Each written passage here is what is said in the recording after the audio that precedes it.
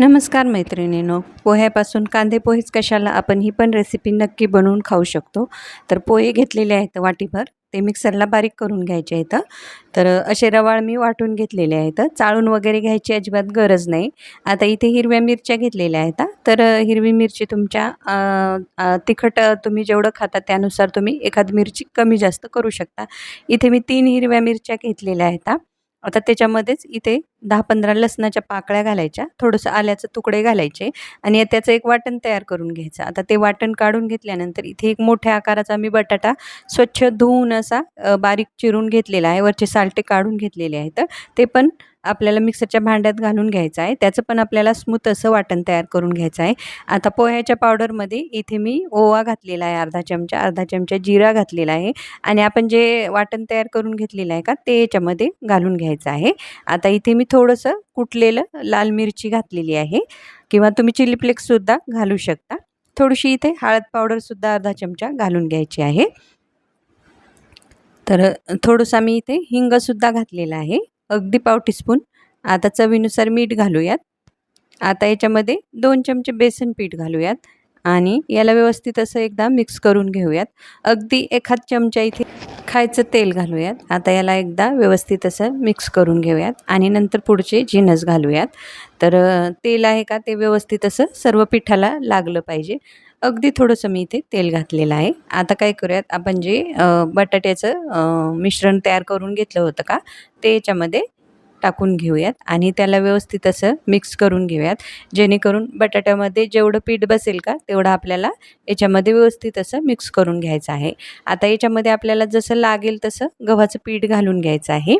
तर इथे अगदी थोडं थोडं करीत आपल्याला गव्हाचं पीठ घालून याचा घट्टसर गोळा मळून घ्यायचा आहे, जसं आपण पुरीसाठीला पीठ तयार करतो का त्या पद्धतीने. तर तुम्ही याचे पराठेसुद्धा तयार करू शकता किंवा पुऱ्यासुद्धा तयार करू शकता. तुम्हाला जे आवडतील ते तुम्हाला जर तेलकट खायचं नसेल तर तुम्ही याचे पराठेसुद्धा बनवून खाऊ शकता. तर आता याला व्यवस्थित असं आपण चुरून घेऊयात. आता याला आपण अगदी 10 मिनटं झाकून ठेवूयात, जेणेकरून जे आपण याच्यामध्ये पोहे वगैरे आहेत का ते छान असे मुरले जातील. आता याचे असे गोळे तयार करून घेऊयात आणि नंतर त्याच्या आपण लाट्या तयार करून घेऊयात. मस्त अशा गोल गोल आपण याच्या गोळ्या तयार करून घेणार आहोत. तर व्हिडिओमध्ये दाखवत आहे त्या पद्धतीने अगोदर करून घेऊयात, म्हणजे कसं आपल्याला लाटताना थोडंसं सोपं पडेल. तर आता एक गोळी घेऊयात आणि याला आपण असं छान असं लाटून घेऊयात. तर मी तुम्हाला अगोदरही म्हणलं तसं तुम्ही याचे पराठेसुद्धा बनवू शकता आणि पुऱ्यासुद्धा बनवू शकता. तर मी याच्या पुऱ्या बनवत आहे. अगदी कुरकुरीत अशा ह्या चविष्ट पुऱ्या लागतात, कारण आपण याच्यामध्ये पोह्याचा वापर केलेला आहे आणि बटाट्यामुळं अगदीच त्याला टेस्ट छान अशी येते. तुम्ही मधल्या वेळेत किंवा असंही तुम्ही नाश्त्यासाठी करून खाऊ शकता.